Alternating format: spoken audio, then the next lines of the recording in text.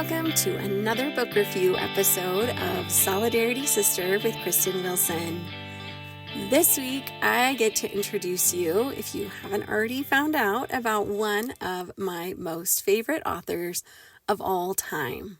Jim and Catherine by Traci Hunter Abramson is the star of this week's review.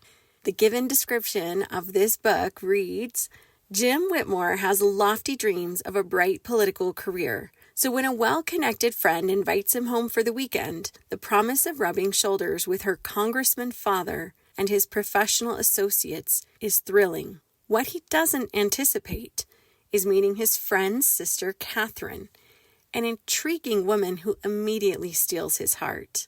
After witnessing the arrest of one of her father's colleagues in Congress, Catherine Hudson is far too aware of the strains of living in the spotlight of Washington politics. The last thing she wants is to date a future politician, yet despite some early misgivings, she can't resist Jim Whitmore's charm.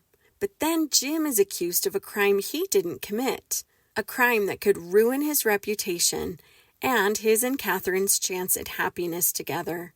With both of their lives on the line, Jim and Catherine enlist the help of their families to prove Jim's innocence and salvage their hopes and dreams that seem ready to shatter.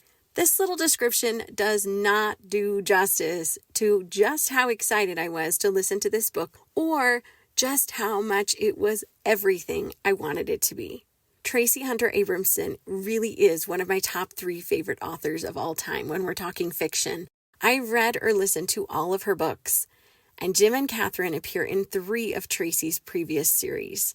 I cannot tell you how much I wish I could actually vote for Jim for President of the United States. Traci worked for the CIA for several years before resigning to raise her family.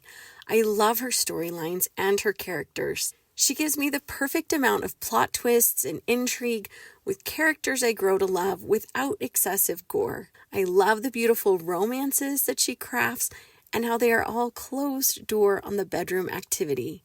In short, I wish she had written about 200 more books so I could just listen to those for the next 6 or 7 months.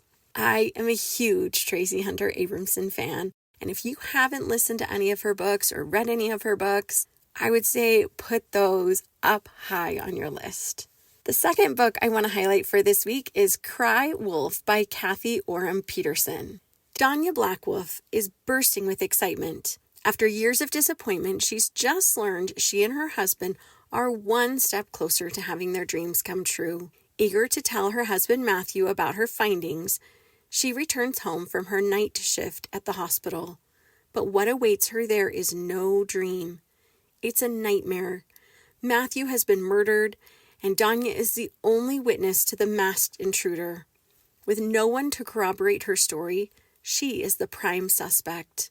When U.S. Marshal Brett Rowland's best friend Matthew was murdered, Danya was convicted of the crime, but it's never added up for Brett. Now, 3 years later, when Danya escapes prison and Brett finds her, he is faced with a life-altering choice. Send a woman he believes to be innocent back to prison, or help her find his friend's killer.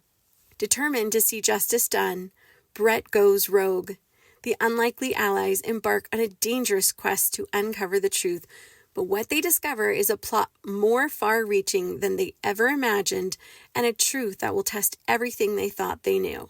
I have yet to find a book by Kathi Oram Peterson that wasn't worth my time. I wouldn't say that this was my favorite of her books, but I definitely was held in suspense trying to figure out who really framed Danya and if the pieces would come together in time.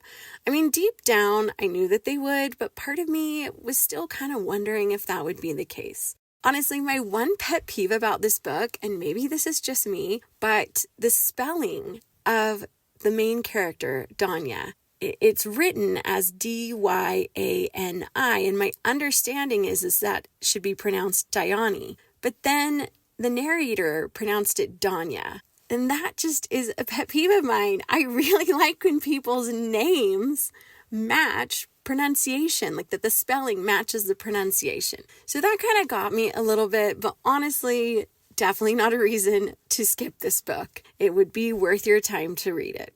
I want to also throw out a couple of honorable mentions this week. I listened to the Sophie Trilogy by Kathi Herman, and I enjoyed all three of those books: The Real Enemy, The Last Word, and The Right Call. Brill Jessup is the first female police chief in Sophie Trace, Tennessee.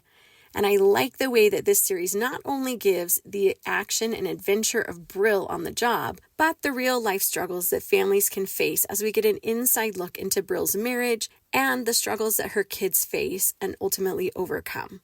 I really liked this series. I would definitely recommend it. And one more honorable mention for A Brilliant Match by Jennie Goutet. It's a sweet story of the seemingly unlikely pairing of Lady Dorothea Rowlandson, daughter of a late earl, and Miles Shaw, who is a gentleman through and through, but is having some real financial problems. If you like proper romances, this one is definitely for you. Thank you for being part of the Solidarity Sister community.